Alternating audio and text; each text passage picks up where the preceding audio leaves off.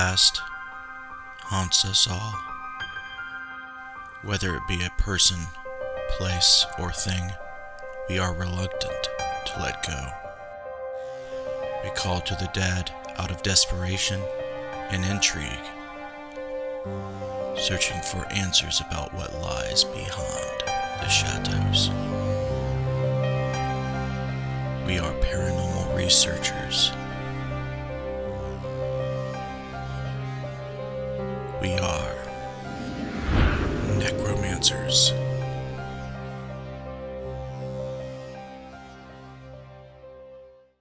Hello and welcome to the Necromancer live show. I am your host, Justin Brown, and we are presenting episode 72 with Alex Matsuo.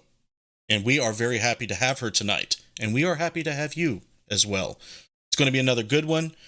We're going to talk paranormal the only way that we can talk paranormal, and that's boots on the ground. Alex has been in the field. She's written books. She's done all types of things. And since I've entered the paranormal field, she has been already out there doing the good stuff, that we call paranormal research. So this is how it works, guys. If you're new to the show, if you have a question for Alex, please write them down in the comment section. We will periodically have the chat moderators read off the comments and questions to Alex, get them answered. Please be patient. Please keep the chat clean. Please feel free to share this video, spam it across the world. Be my guest. But just be respectful and let's have some fun. We're going to read Alex's bio real quick. We're going to lay a little bit of groundwork and we're going to get right into it. Alex is an author and a paranormal investigator from Raleigh, North Carolina, originally California, and we'll get into that. She started the Association of Paranormal Study in 2011 and specializes in residential cases and uses creative drama in her investigation style, and I'm very curious about that. She is the author of the books The Haunting of the 10th Avenue Theater, More Than Ghosts, and The Haunted Actor. Without further ado, Alex, what's going on? Hello, Justin. How are you? I'm probably feeling better than you. I heard that you're under the weather, but you look great for being sick. So let's say that up front. Makeup helps. Yeah, I don't have that luxury, I guess, unless I want to go there. But thank you for coming. No, thank you. My goal of this show right now, the format's going to change very soon, but I want to get to know everybody that I'm connected with on social media. I want to promote what they do. If I see what they do and I like it, I'm going to promote it. I want my people, to cross over and see your stuff, and that's what I do. And I like to learn from people too. That seems to be the most valuable thing that I get from talking to people like you on the show. So welcome. We have Missy and Jess listening in on the call. They're moderating the chat. Please feel free to talk amongst yourself. If you want to get shouted out, just write hi or whatever in the comment section, and we'll do that momentarily. But before that, Alex, I would like to know, why in the hell do you investigate the paranormal? Why do you do that? Ooh, that's a loaded question. I know. There's a few reasons. I guess the most obvious one would be for me is to find proof of the afterlife. Just because it's one of those things, like, do we really, really, truly know? That type of thing. As somebody who I like to say I keep a balance between believer and skeptic, but I could have something incredible happen in front of me, but then I'm like, well, wait a minute, that might be able to be explained. So that's probably the biggest one. Also, I love making connections and doing research into history. So if I have an opportunity to go into a historical location and learn more about it and learn about the stories of these people who lived, it seems the paranormal gives me that opportunity to do so. And one of the big things that I guess you could say I'm kind of obsessed with right now is telling people stories. And I'm an actor too. I have my master's in theater, telling stories is what I do. So the idea of being forgotten, so to speak, just being a name on a headstone in a cemetery is a little frightening to me. So anytime I have a chance to learn someone else's story or the story of a location to help their legacy live on is truly a great opportunity. And as mentioned before, the paranormal gives me a chance to do that. Right on. So it's the history and the storytelling that resonate with you, Mm-hmm. and the obvious curiosity of life after death. And would it be fair to say maybe a little macabre mixed in? I think so. I've always had an interest in that area anyway, but growing up, my mother very much was against it. And of Hmm. course, when you tell a kid not to, not to be interested in something or not do something, what's the first thing they're going to do? They're going to go explore it. So, Right. yeah. Um, we can't not notice that you are very much a redhead. So you have some, genetics that are obvious that go back to Europe. Do you Mhm. think that has anything to do with being interested in ghost lore and history and that whole scene? Do you think it kind of runs in the blood? Ooh, that's a good question. I think so. I think, I mean, I have a little bit of mainly Scotch Irish in me. So I think with the legends surrounding that culture, especially with like, with the banshee and whatnot, Right. uh, that's always been of interest to me. And my family out in the mountains of Kentucky, they very much had, especially my great grandmother, she had some really strong superstitions. So that frankly terrified me, when I was like 5 years old. So, but I think that still gave me that interest in the supernatural early on because I wanted to know what it was. Right. So my suspicions were right. You had some influence from grandma and possibly mom. And that's always something that I find curious because when you ask somebody what their origins and roots are, you kind of have to dig in and shed light on some of those things. And I'm sure you have, and I'm sure you've Hmm. written about it in some of your books. That's right off. I'm going to talk to you about that. Now, did you start writing before you got into field research, or did that come after? I think I want to say my interest in writing and writing stories and whatnot started when I was in college. I also got my bachelor's in theater, and I had my sights on going to grad school for acting, but then I decided to go for a regular MA degree, and because I had the opportunity to go, and that's when I started working on one of my first plays, and just from that alone, I think that set the foundation for the book writing.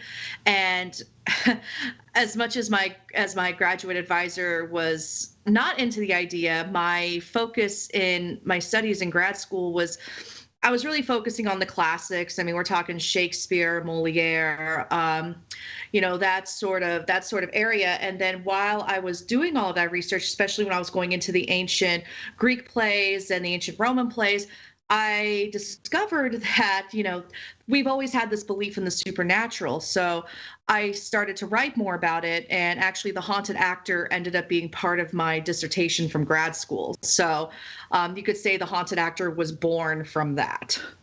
Yeah, that's interesting. You seem to be nostalgic, so Hmm. you like the fact that things have age and things have character through past old books. It Hmm. just seems like when I was young and in school, some of that was interesting, but some not. But I noticed that as I got older, I became more nostalgic. And then after my father died, I was like, oh boy, my grandmother, grandfather, and dad died with all in a 6 month period. So Oh, now I wow. just have all kinds of stuff that I would keep around of theirs that I would never keep. Hmm. And there's something too, I think, to the paranormal when it comes to not letting things go, wanting to Yep. hold on to things.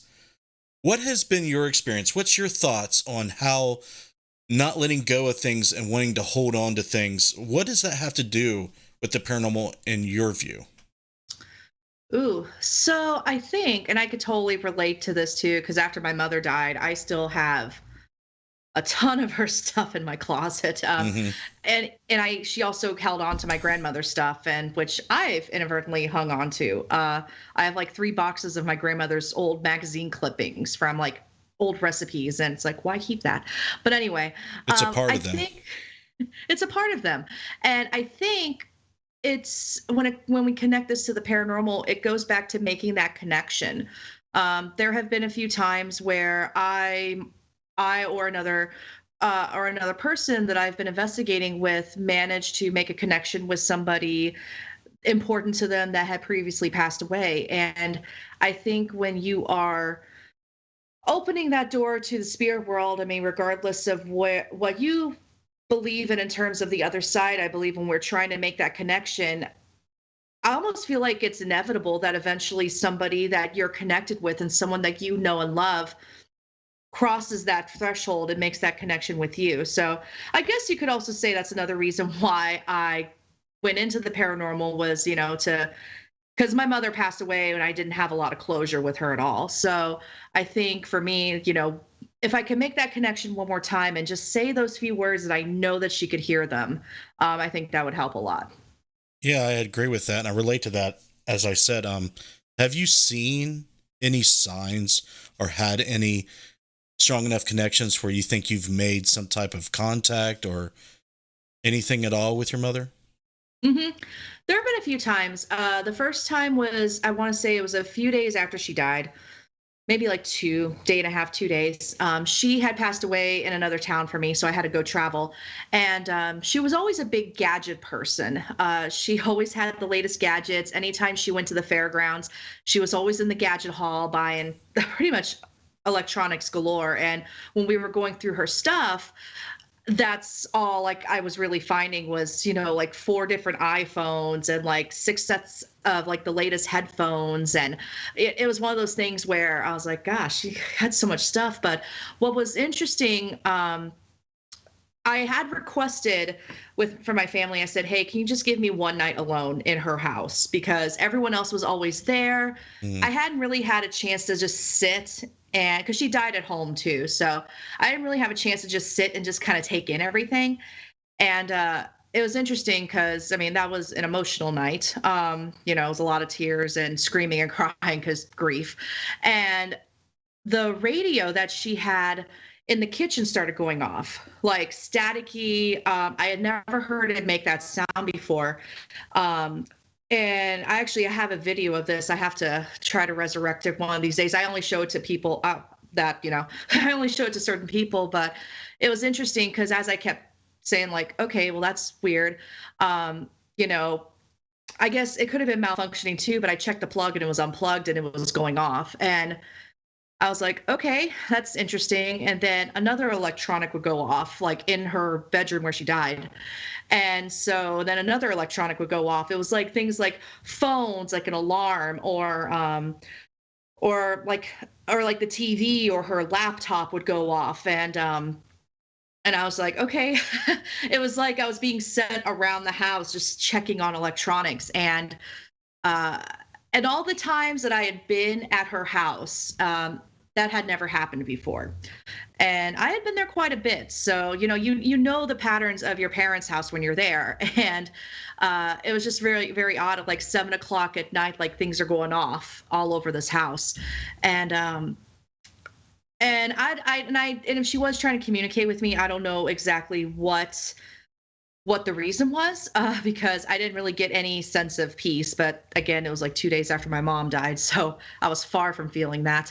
And then the next time around was when I was in a really random place. I was actually in Gettysburg, of all places, and we were at, I want to say it was a farmhouse. It was arranged by Gettysburg Ghost Tours. We were at one of these old farmhouses, and we were on the second floor, and we were using a spirit box. And I very much have my reservations about the spirit box. And actually, I've dogged on the spirit box quite a bit in my past. And of course, when that happens, though, Murphy's Law, something remarkable happens with it. Um, so we were making contact with, what we believed were to be Union soldiers. And all of a sudden, we hear my name on the spirit box. And one of the things I don't really, I guess I'm amused by it, but it's always for me. I'm like, why am I hearing my name on this piece of tech during a ghost hunt? Like, am I ready to hear a message that you may have for me? And it was interesting because we heard my name a few times, and I said, okay, I'm here. What do you want to say to me? And all of a sudden we hear, honey, like we hear my mom's voice come in, like, honey. And No way. I freaking lost it. I lost it. And I felt bad for the tour guide that was there with us because I was sitting there like, I mean, I was sitting there crying, hiding my face, and I was just like, okay. And then one of my team members ended up taking over the conversation, and it was one of those things that it was very simple. It was just like, I love you, I miss you, and so on and so forth. And that's not the first time that the spirit box has caught somebody, that means a lot to one of us. And the crazy thing was, on the way home from this investigation, well, on the way back to the hotel, it kind of dawned on us that it was after midnight when it happened. So we were going into Sunday morning, and that on that particular year, it was Mother's Day. So, and that was about I want to say 2 years after she passed. So that's really interesting. I had some follow-up questions for, that pertains to the story, but before we ask them, we're going to do some shout outs and see if there's any initial questions. So, Missy, why don't you go ahead and do some shout outs on Facebook first and go to YouTube. Okay. I have Becky Compton, I have Josh Bender, I have Bill Davis, I have Derek Schreiner, I have Christy Brown, Sandy Griffith, let's see, Heather Elliott, Nelson Nows. Oh, Nelson. Awesome. Xavier Ray. Oh, Xavier. And that's about it. And the only conversation that we're having is about you wearing makeup. Me wearing makeup? Yeah. Jeez. Like, I could do a makeover on you in your sleep and you'd never know it, but probably not. Nice. All right. Well, thanks for joining us. Let's get some more people in. I know we can get some more people in your Facebook. Just start sharing. Spam away. Okay. YouTube, what's going on over there? We have Val, Joe Ventali, Sandy Griffith, and Bill Davis also is over here as well. And Heath Edwards just joined. And I do have a question from Sandy. All right. She wanted to know, have you ever investigated the DMV on New Bern Avenue? It is very haunted because it used to be a Confederate hospital. I have not had the pleasure of going to the DMV on New Bern. I don't know if pleasure is the right word for that because it's the DMV, but I actually had not heard of that. I don't want to say I've only been in Raleigh for about 6 years ish, 5.5 years, I guess, at this point. But that's interesting. I did not know about that. I'll have to do some research on that because that actually fascinates me. The DMV on New Bern, huh? Interesting. It might be better because it's after hours. Like you said, nobody wants to go to the DMV. I mean, but I'm also thinking a Confederate hospital became the DMV. Right. Like, can we just let that sink in? Let that sink in for a minute. Ooh, okay. That's all we have going on YouTube.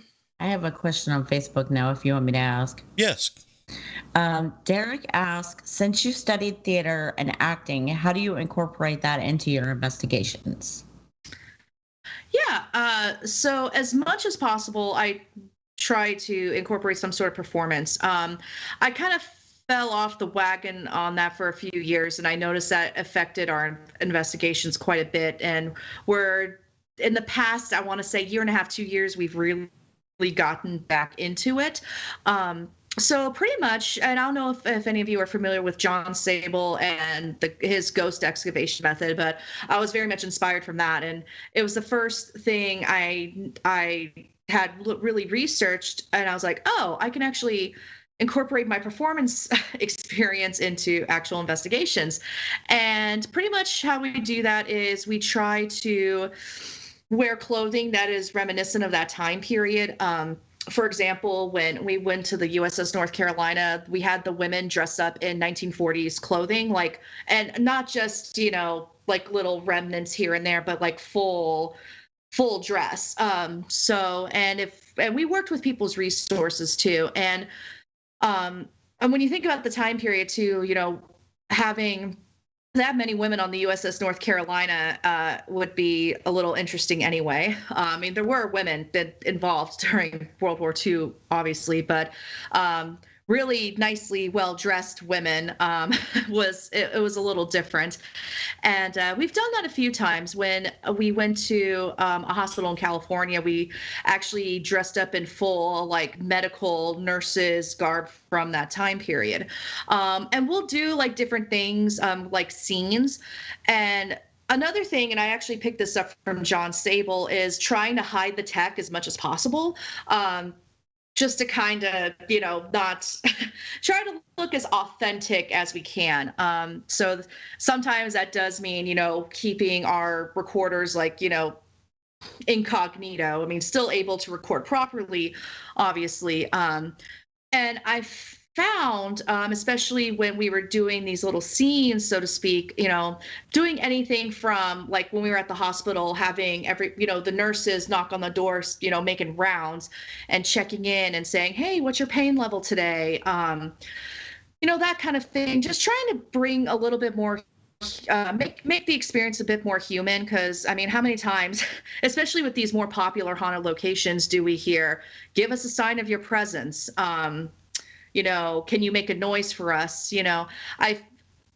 Those questions can be good, but I also feel like with these really popular locations that literally are getting investigation teams almost every night. I mean, imagine being asked the same question 365 days a year, Right. hearing, give us a sign of your presence all the time.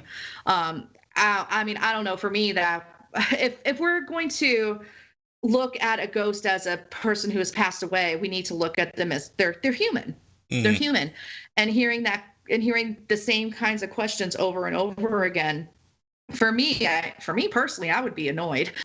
Right. and maybe not willing to answer. So anytime we can bring the humanity back into ghost hunting, just like with doing our, dressing up in full garb and talking and asking questions.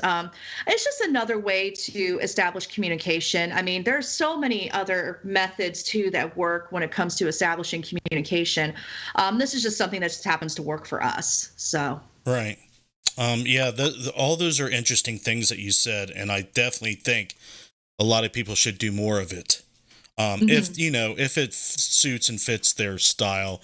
And hell, just try it anyway. I mean, I'm up for trying it, but you mentioned the highly investigated locations. Some of these locations are investigated every day, and I get the feeling that it's like a zoo.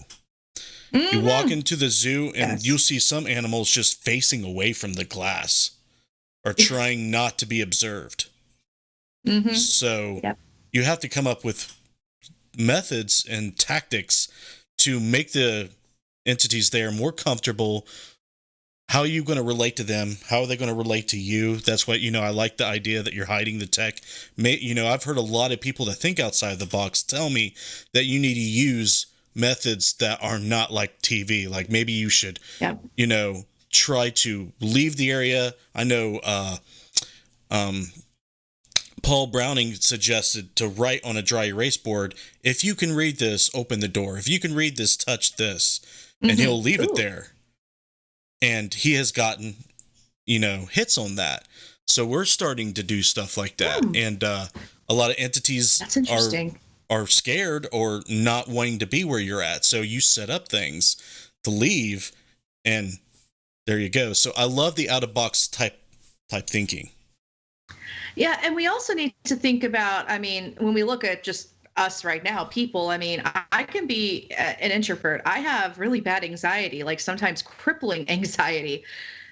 Who knows if that goes away once you become a ghost? And I have to think, like, if there's a report of a certain entity that has made appearances and made contact, but then they're being quiet with us that night, why is that? Are they burnt out? Do they not want to talk? Or are they just not interested?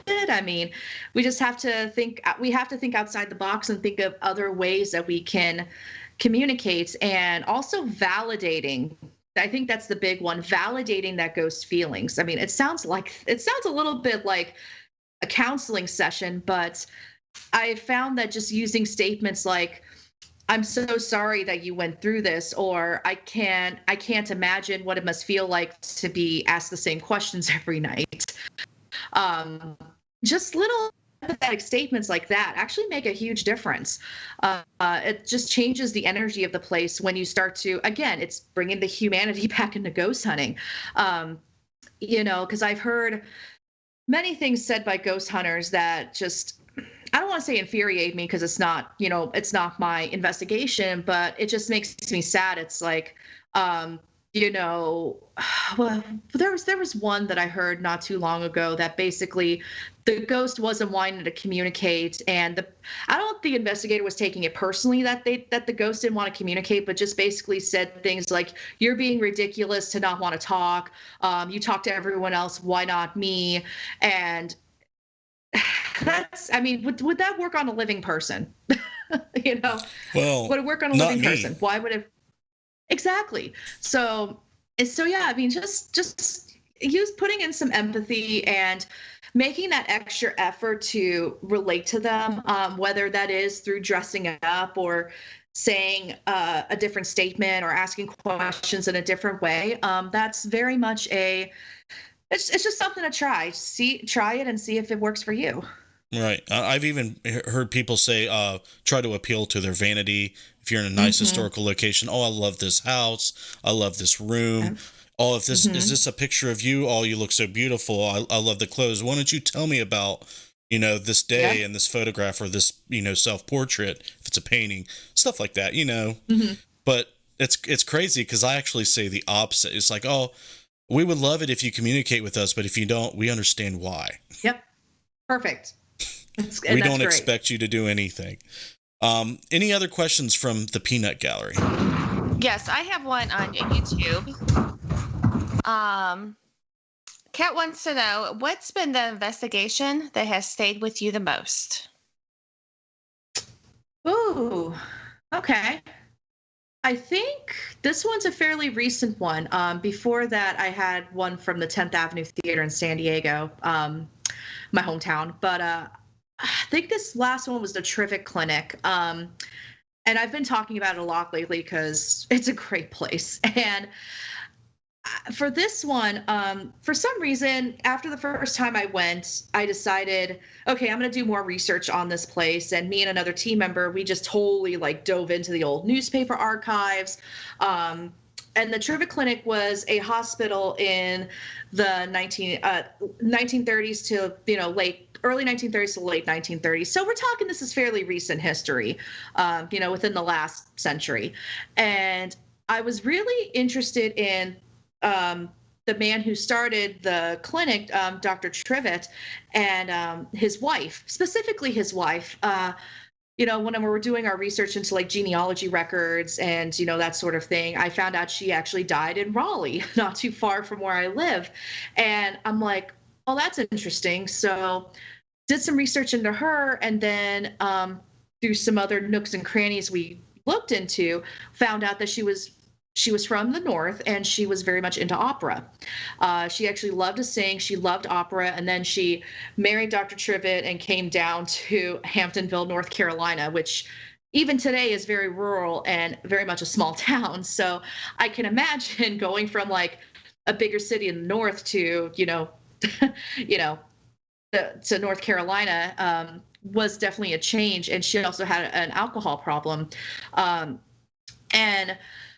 for some reason, we were at the end of our investigation, and, we got out I got out my phone, and I try to keep it in airplane mode just to kind of keep, things from EMF meters and, tainting tech and whatnot.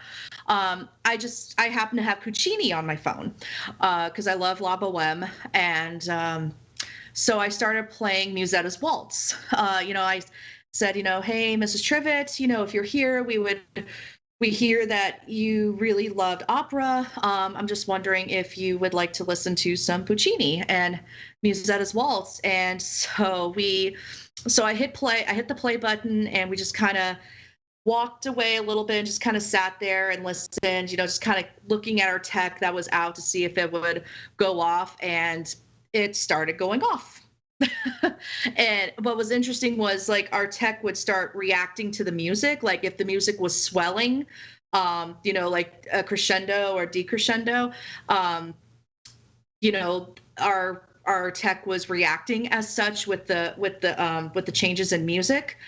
And so then we were like, okay, we gotta record this, but how to record it and not, it's like when that perfect moment's happening, or when you finally get the stack of cards up, like, in the house, and you're worried if you move too much, it's going to make the cards fall down. Right. But we were able to record some of it. Some of it I don't think is usable because I think we tainted ourselves during a few moments there, and I'm like, ugh. But just something like that, that really stuck with me. And it actually made our whole team cry. Like there's just something about it that was incredibly moving about it, to just see that there was a reaction to something like music, something as simple as Musetta's Waltz. And Musetta's Waltz is an emotional piece of music anyway. So, yeah. Seems like there was a connection, obviously. Mm-hmm. Yeah. And that seems like that's when, not only is it meaningful and memorable, but you start to understand certain aspects about the paranormal that only your body can tell you. The meters go off, yes, the tech goes off, like you said, but the lasting memory and the emotion you get from the connection is why we're really doing it, most of us. Mm-hmm. And what does that mean? It means that, there are things that we don't want to let go of. There are things that linger. Is it a soul or is it something else is the question. It's very interesting what it could be. It's hard to imagine that someone's just there all the time in purgatory, like some jail or something. It don't seem right in a way, but maybe they just come and go, and that's why you don't get everything all the time. So maybe if you're in the right place in the right time, you do. Yep. A lot of things to speculate. All right. Any other questions? I have an interesting comment. Jeffrey states, said, maybe ghosts can be shy. I'm normally an outgoing person, but for some reason, some people make me shy. I'm sure my spirit would be the same after my passing. Yeah, absolutely. Alex, that's totally true. Like the first thing I would say is you got a van full of 5 or more people coming in with $30,000 worth of gear and cameras and stuff. They're coming in, they're setting it up like they're surveilling your space. They're setting up all these things that look like traps. Hell yeah. Yep. I mean, what say Alex? Yeah, no, I agree. I mean,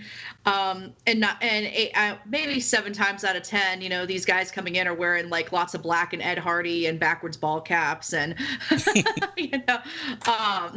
doing the whole tough guy investigator thing, if not all out provoking. It can be intimidating. I know sometimes even when I go to paranormal cons, I still get intimidated a little bit. I always joke that you're at a paranormal con when there's groups of people standing outside wearing all black or wearing like Ed Hardy type stuff and smoking. And it hasn't failed since. Anytime we arrive at the con location, there's the groups of people outside smoking, wearing all black. So, yeah. Yeah, some of them are wearing bonnets and corsets, though. That's true. Select few. Maybe Alex is one of those. No. Corsets. Right. I don't breathe in corsets. Yeah. I do have a question, and I don't know if you want me. If she's probably going to explain this at the end. But Kat wants to know, where will you go next year for your investigations, or this year? This year, we're looking at a few places. I'm actually going to be doing a lot of traveling to the West Coast. So I'm going to be revisiting some of my old hotspots from California that I haven't hit in a while, like the 10th Avenue Theater that I wrote a book about. Queen Mary, because the Queen Mary is always a fantastic place. Probably in Seattle. I'm gonna try to connect with a few teams up there and try to do some of the West, just go back to the West Coast thing, kind of go back to my roots when it comes to investigating. Also trying to hit up a lot of the West Virginia places, because I have some business with my mom's estate to wrap up finally, over in Kentucky, and she's right, or where the town is. It's right across the river from West Virginia. So probably gonna be hitting some West Virginia. I've never been to Waverly Hills, so that's like on my bucket list to do finally. I feel like anytime I tell somebody I haven't been there yet, it's the, the like I need to find my fainting couch shock. So, so that's probably going to be definitely a place that I'm going to hit up. So yeah. Yeah, it's worth going at least once. Mm-hmm. It's like no other location you'll go to. Yeah, I've heard a lot of stories about it, so I'm really excited. I've heard a lot of like weird things happening there, not like not just ghost related, but like little spirits, like little wood spirits, like out in the trees outside of Waverly. I'm like, what? So, and UFOs, and I so haven't I'm heard like, of that. okay. Yeah, I've heard a few UFO things from people, so I'm like, okay, I guess I just need to go check it out and see for myself. It is very noisy. Louisville, the sounds from Louisville are so loud. There's a train, there's an airport that's constantly landing and taking off planes. There's coyotes all around. It's noisy, so that's one bad thing about it. But just to go there and just trek through those halls and those old hospital rooms, it is absolutely creepy. Yeah. Nice. It is. But yeah, you're going to be in for a treat. So, do we have any additional questions from YouTube or Facebook? No. Good. I'm clear on this end. I'm good because I got some questions. I want to get these out of the road. Then I want to talk about your books, so they'll even want to buy them even more at the end of the show, right? So. You mentioned that when you were at your mother's, she had no problem manipulating electronics, and you had an experience at a very saturated location like Gettysburg. Question number 1, why do you think that entities can manipulate electronics easily? Ooh, that's another loaded question. I'm definitely not a tech person, and I'm even skeptical of any sort of reaction of electronics with paranormal investigations.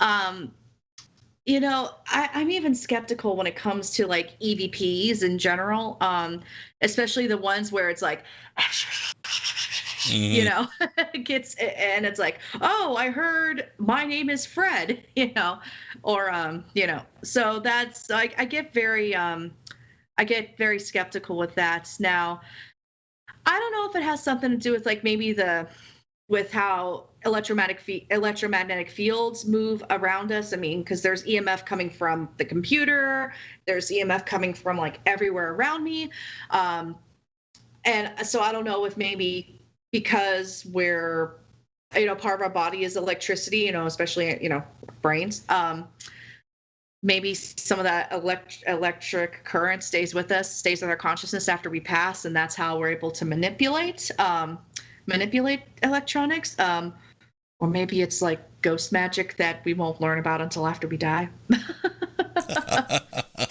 Well, magic.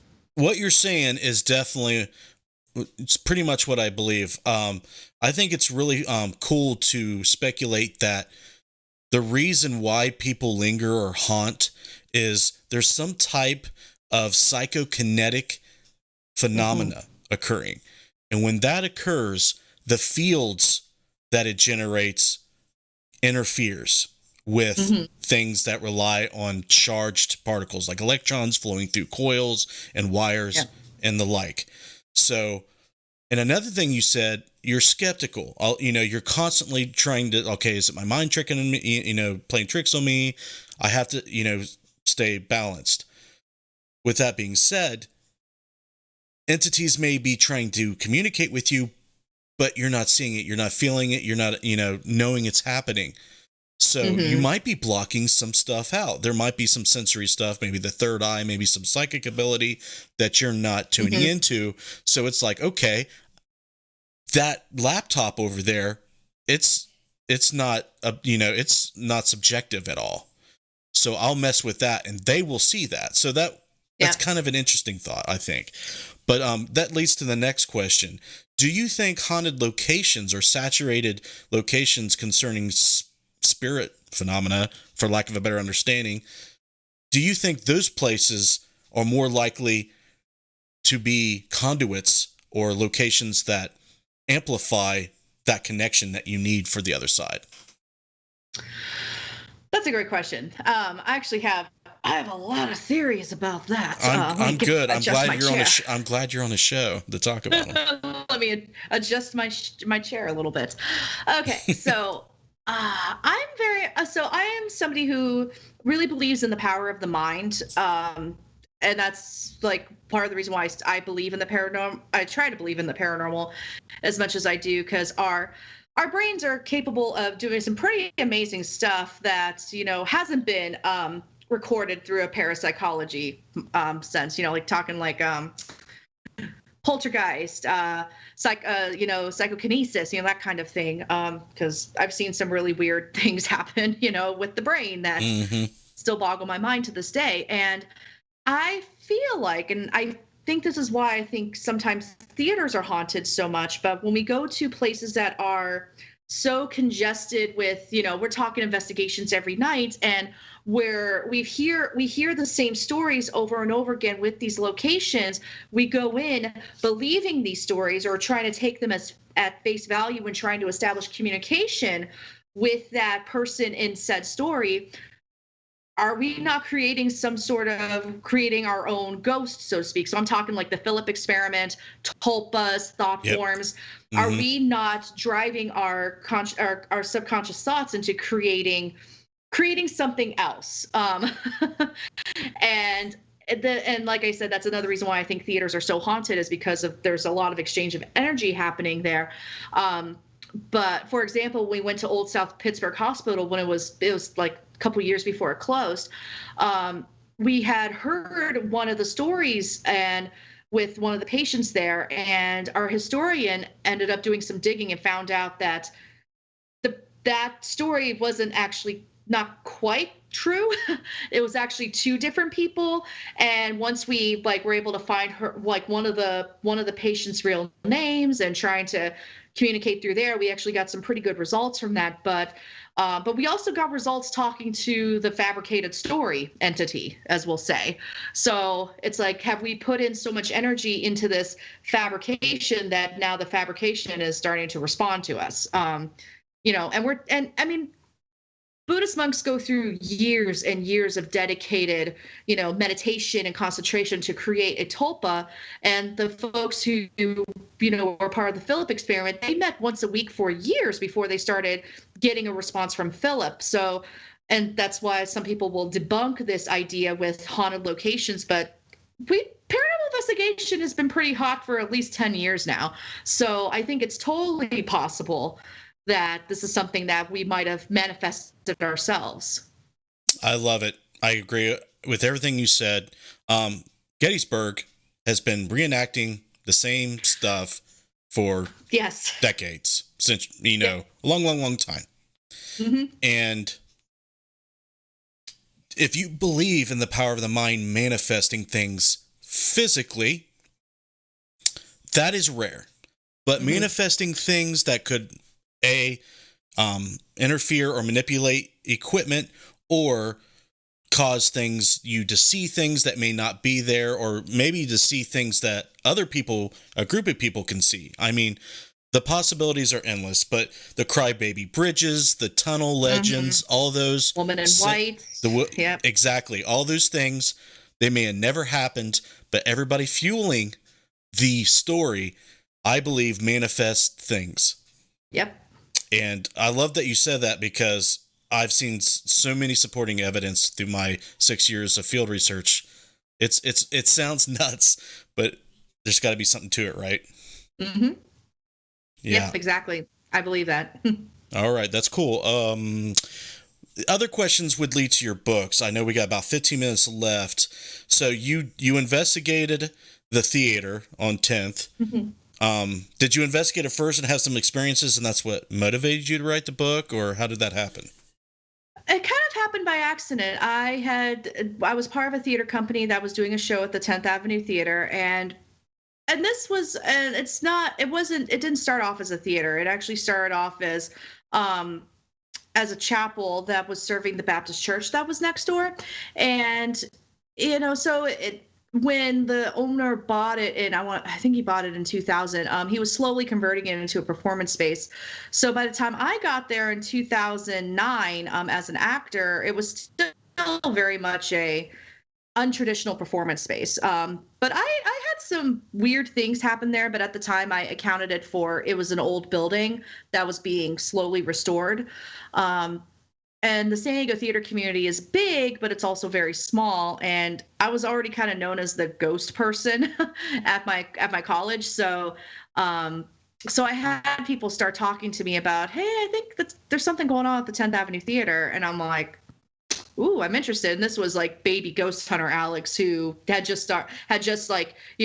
who's still watching Ghost Hunters and taking paranormal shows at face value. So you can imagine how much of a hot mess I was back then. And I totally own that and we all started. Most of us started that way.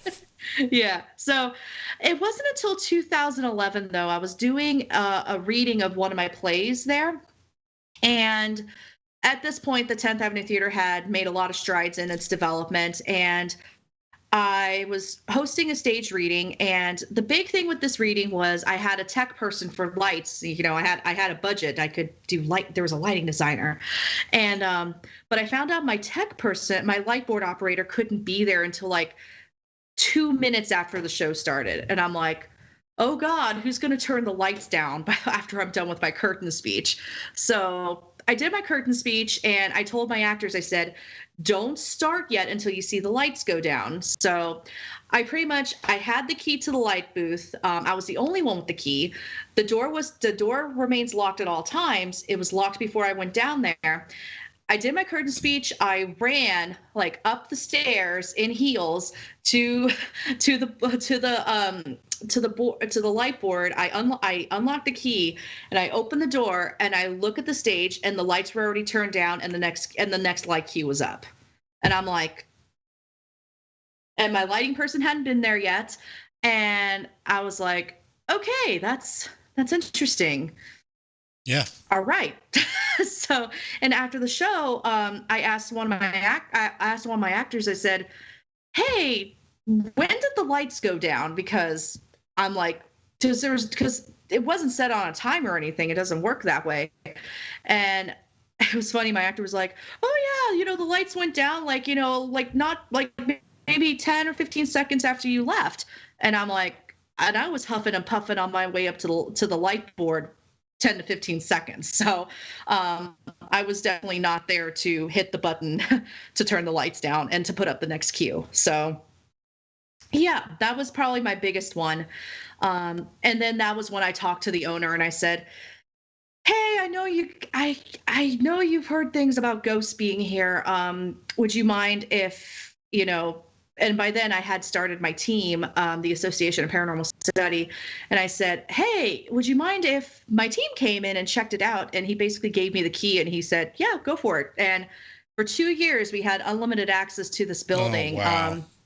Yeah, so it was a dream come true. So that's how I was able to get a lot of material for the book. And I'm actually going to be putting out a second edition of it this year, because there's more stories, more crazy things that happened after the book was published. And it was one of those things like, dang it, the book's already at the publisher.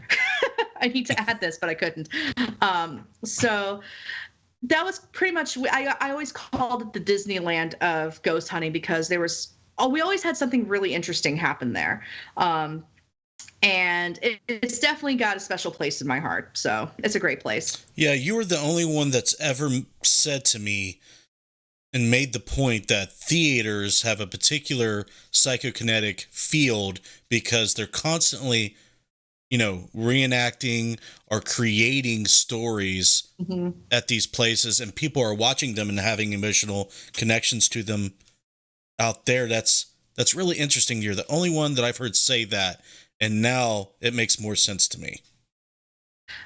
Yeah, when you think about how much energy there is in a theater, I mean, you got the actors, you have the audience, you have the lights, you have the sound, and you have costumes and props. And most theaters are on a budget, so they're reusing costumes and props. And who's to say there's not energy connected? There's not energy connected to these costumes and props. Right. There's a few really interesting stories too in relation to even like Hamlet, the scene between Hamlet and the ghost of Hamlet's father. I always found that interesting. It's not Hamlet's father, it's the ghost of Hamlet's father. Like they're a separate person. Where actors who have played Hamlet have actually seen their own father in the face of the other actor. Whoa. So yeah, and actually Daniel Day-Lewis was one of them. He admitted to the story, but then he took it back. But I think it really happened. But when you're thinking about when you put in so much energy into a character, I mean, as an actor myself, I know how much time and dedication it takes to really get into that character, especially if you want to be emotionally authentic to that character. Depending on who the character is, you can go into some pretty dark places sometimes. There's a man named Brian Bates who wrote a book called The Way of the Actor, and he has a really interesting theory that actors are sort of our modern day shamans, that they open up the world, like they're the bridge to another world for us the audience. So do actors have that power to take us to another place?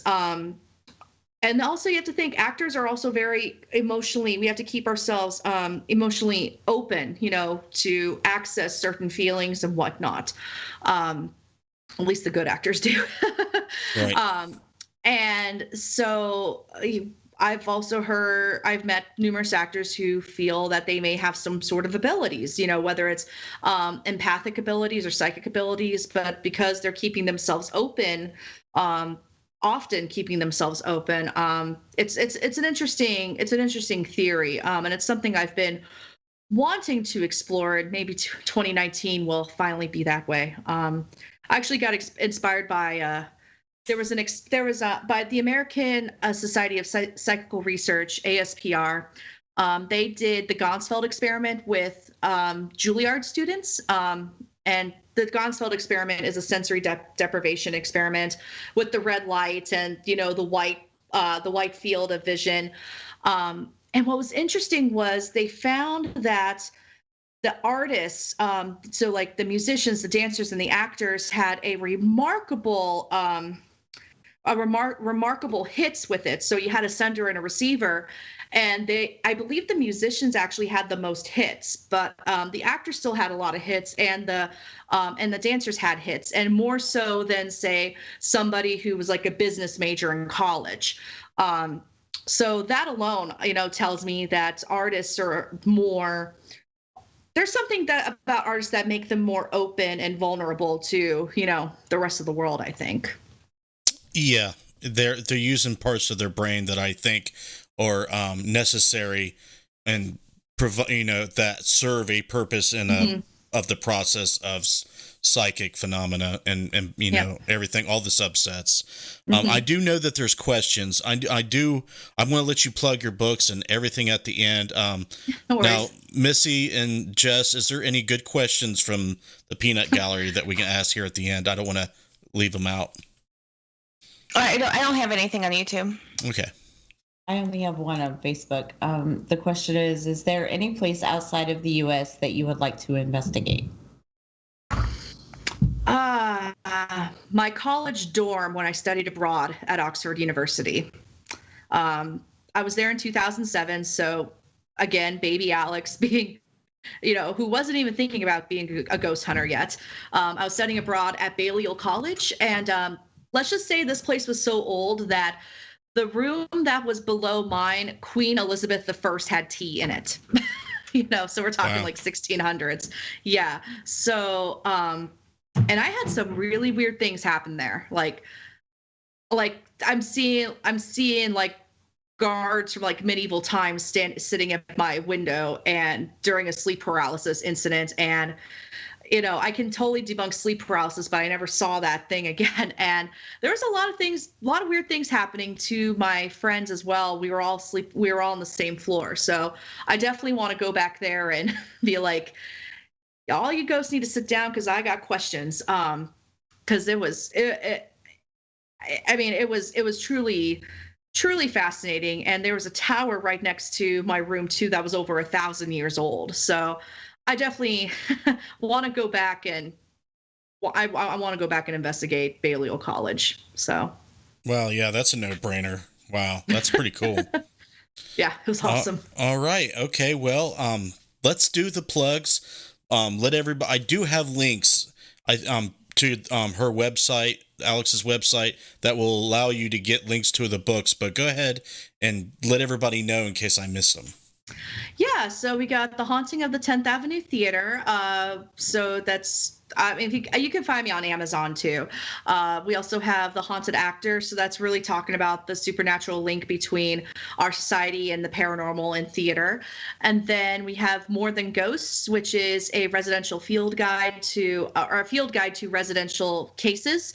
So if you want to go into people's homes, I highly recommend you read that. And then, I'm going to have hopefully 2 more books out for 2019. So the second edition of The Haunting of the 10th Avenue Theater should be coming out around June-ish of 2019. So just in time for summer. And then I have another paranormal book coming out as well. So, yeah, that's pretty much it. Any events or anything coming up? I'm going to be doing some random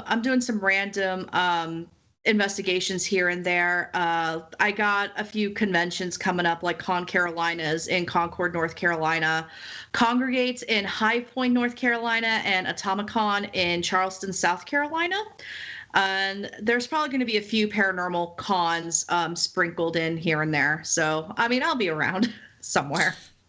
The last weekend of July, the 3rd annual Battlefield Bash in Gettysburg is going on. Oh, yes. We will be there again. So if you if you plan to go there, look us up.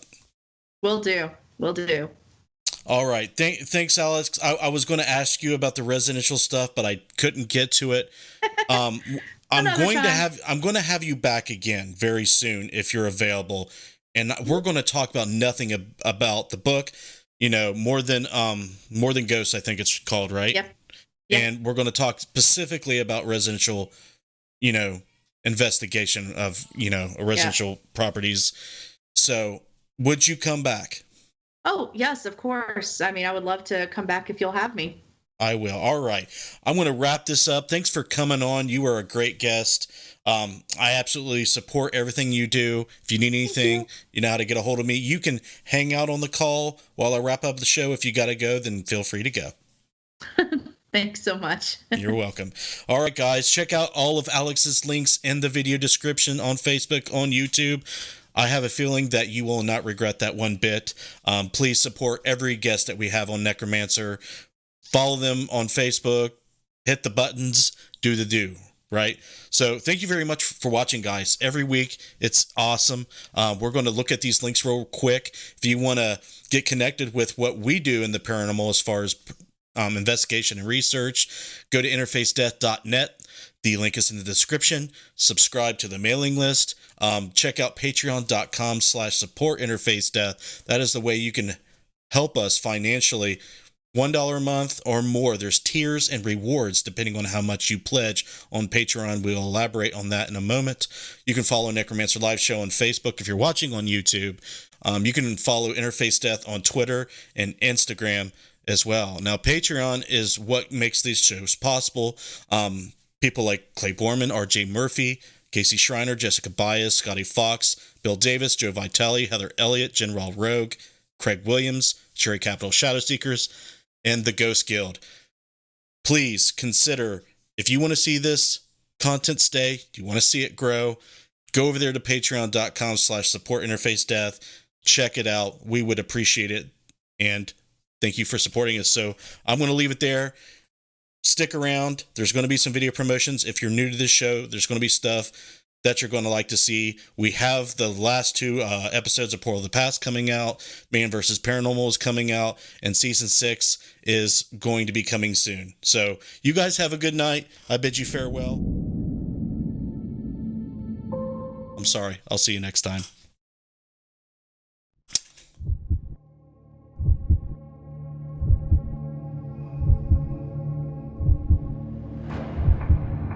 Do you have that drive?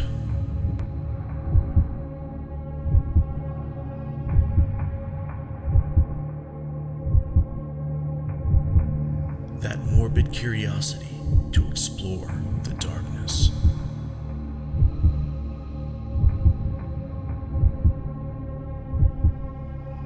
Do you have what it takes to brave the night? You do? Good.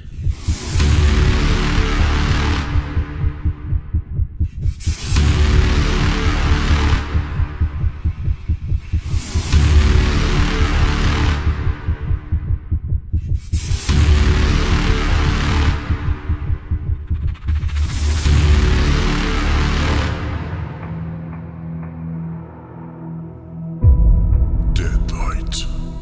For those who aren't afraid to see what lurks in the night.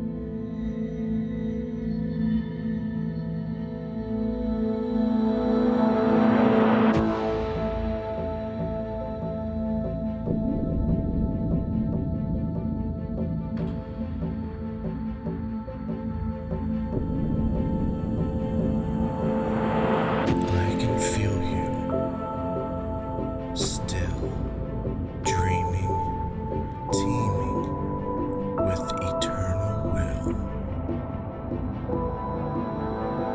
I can hear you now, pondering, wandering around somehow.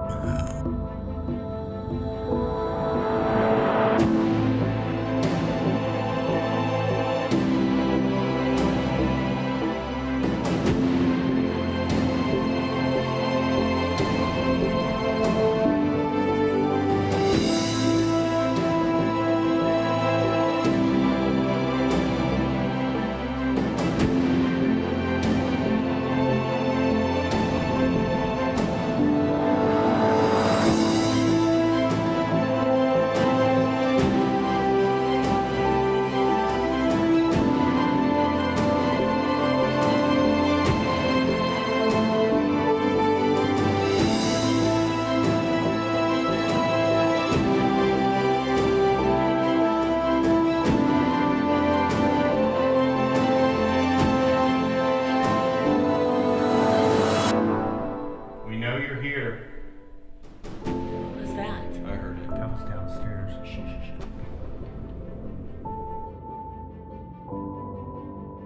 Are you down there?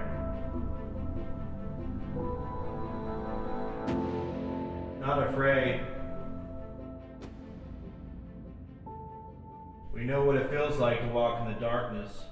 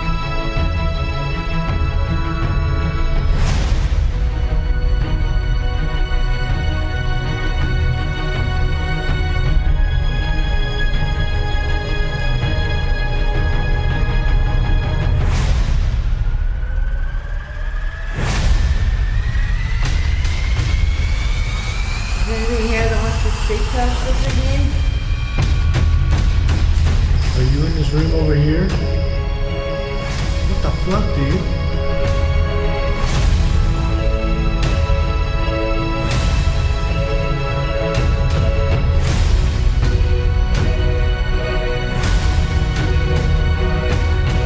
Whoa. That's weird. You didn't do anything, right? No, it just turned. Justin too close? No. No, he opened that door and it went off. Yeah, exactly. Did you just run out of there?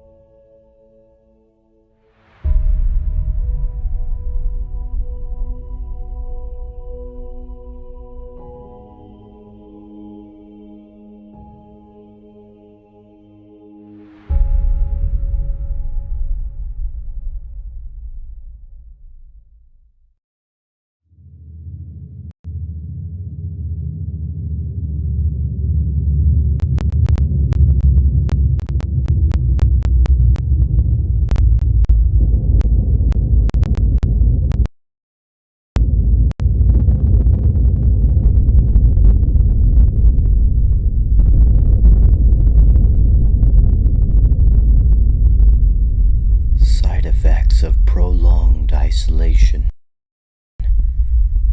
paranoia, depression, helplessness, brain stimuli decreases. Now, what happens when you put a man isolated in 3 paranormal investigations?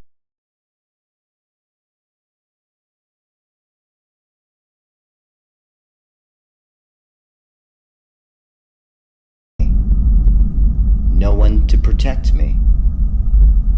Just me versus you. Does paranormal activity increase? So what do you think of this piece of evidence? I think by far it's the best piece of evidence we have seen here.